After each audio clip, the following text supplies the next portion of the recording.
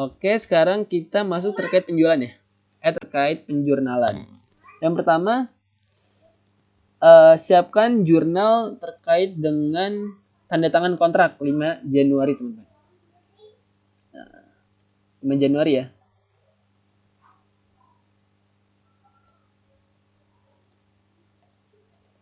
Bisa kita lihat ya tadi di soal bahwa diketahui total kesepakatannya biaya awalnya atau initial cost-nya itu adalah 120.000 ya.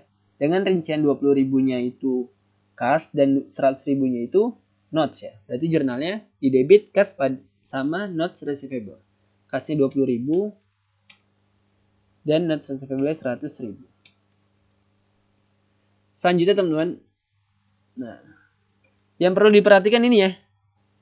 Jadi untuk pengakuan pendapatannya itu antara kas dan notes ini kita pisah. Ya. Sebenarnya bisa dijadikan satu, tapi agar lebih mudah memahami kita pisah aja. Untuk yang tunai, dia akan mengkredit sebesar 20.000.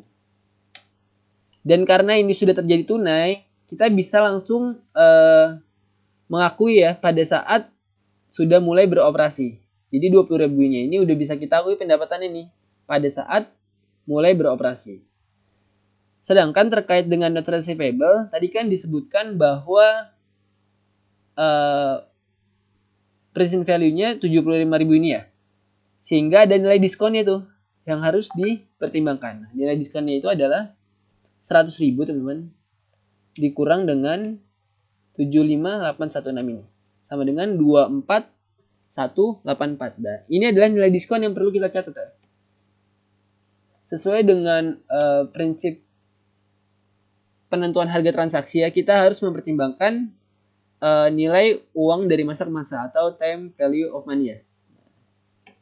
Dalam hal ini kita harus mengakui adanya diskon pada notes-nya. Jadi yang kita akui itu pendapatannya hanya sebesar 75.000.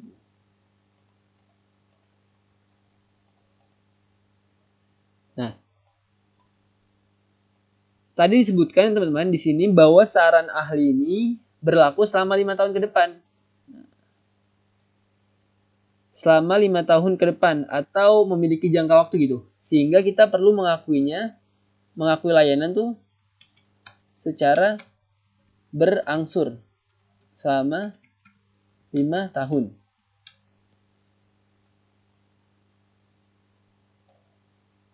Khususnya nilai notes ini. Pendapatan notes yang kita terima ini. Yang ini. Ini akan untuk 5 tahun ke depan ya. Sedangkan yang tunai ini bisa langsung kita akui pada saat operasi. Sudah dijalankan.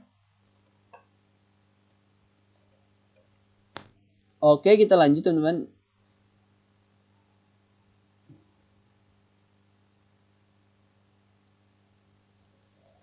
Nah, di sini ke poin yang kedua ini, Amigos telah menyelesaikan tugas pendirian Warabala dan Warabala dibuka pada tanggal 1 Juli 2019. Berarti kita di sini di 1 Juli ini kita udah boleh mengakui ada pendapatan gitu, pendapatan yang real. Karena apa? Karena di sini sudah mulai beroperasi atau bisa disebut transfer kendali itu udah dimiliki oleh si pemegang franchise ya. Jadi kita mengakui hanya yang tunai ini aja yang udah kita terima secara tunai. Untuk yang notes ini kita akan angsur selama 5 tahun ke depan. Seperti ini ya jurnalnya. Unearned franchise revenue pada franchise revenue sebesar 20.000. Oke, dan yang ketiga, franchise berhasil memperoleh penjualan dengan nilai 260.000 pada 6 bulan pertama. Berarti 6 bulan pertama itu sejak ini ya. 1 Juli 1 Juli sampai 31 Desember ya. Ini 6 bulan pertama. Dia memperoleh penghasilan itu 260.000. Sehingga kita perlu mengakui adanya ini yang kedua ini. Komisi berkelanjutan. Ya, komisi berkelanjutan sebesar berapa? Tadi disepakati 2% dari penjualan. Nah, berarti di 31 Desember 2019 kita menghitung nih. 2% dikali dengan 260.000. Dengan 5.200.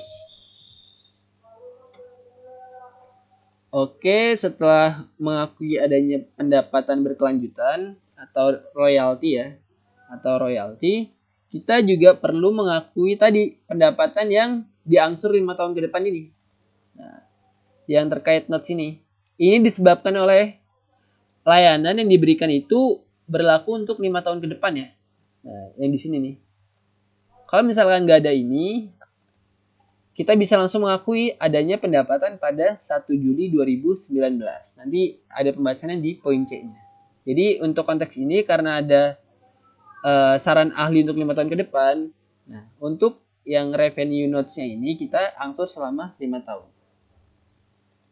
Nah, sehingga di akhir 2019 kita perlu menghitung nih atau mengakui pendapatan unearned franchise revenue pada franchise revenue. Sebesar berapa? Sebesar nilai present value-nya dibagi 60 ya. 60 itu 5 tahun. 60 bulan 5 tahun dikali 6 bulan. 6 bulan itu dari 1 Juli sampai 31 Desember 2019.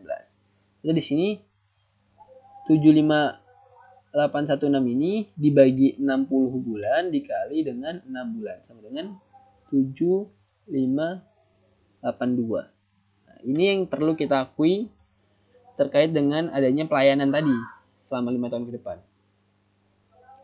Dan yang terakhir kita perlu membuat amortisasi ya terkait dengan notes-nya ini. Jadi juga perlu dibuat amortisasinya. Amortisasi dan cicilan. Nah. Pertama cicilan. Cicilan tadi cash yang diterima itu disebutkan ya. Nah, disebutkan di sini nih akan dibayar 20.000 per tahun. Jadi di sini kita perlu mengakui adanya cash 20.000 pada notes receivable ya 20.000. Nah, lanjutnya mengakui adanya amortisasi. Nah, jurnal itu sama seperti yang udah kita pelajari di prinsipal ya. Discount on notes receivable pada interest revenue. Dengan cara 10% dikali dengan carrying value-nya. Carrying value-nya ini berapa?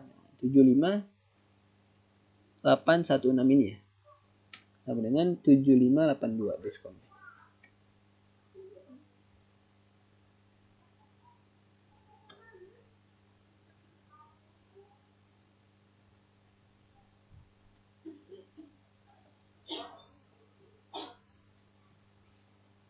Oke, kita lanjut teman-teman ke poin yang ke C. Nah, ini yang seperti aku bilang tadi bahwa bagaimana diasumsikan bahwa tidak memberikan layanan ahli gitu. Jadi nggak ada nih yang 5 tahun ke depan ini nggak ada. Yang ini, yang mana tuh? Nah yang ini nggak ada.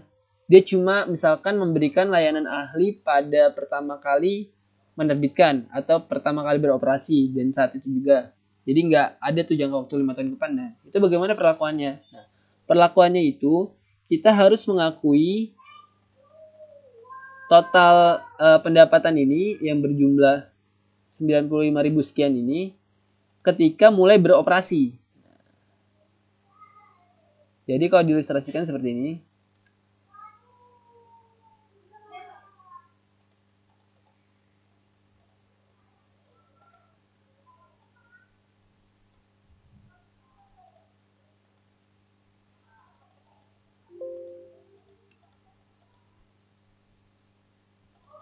Nah, jadi kalau diilustrasikan, ini udah nggak berlaku nih 5 tahun ke depan. Nah, kita akan mencatatnya itu pada saat ini 1 Juli 2019.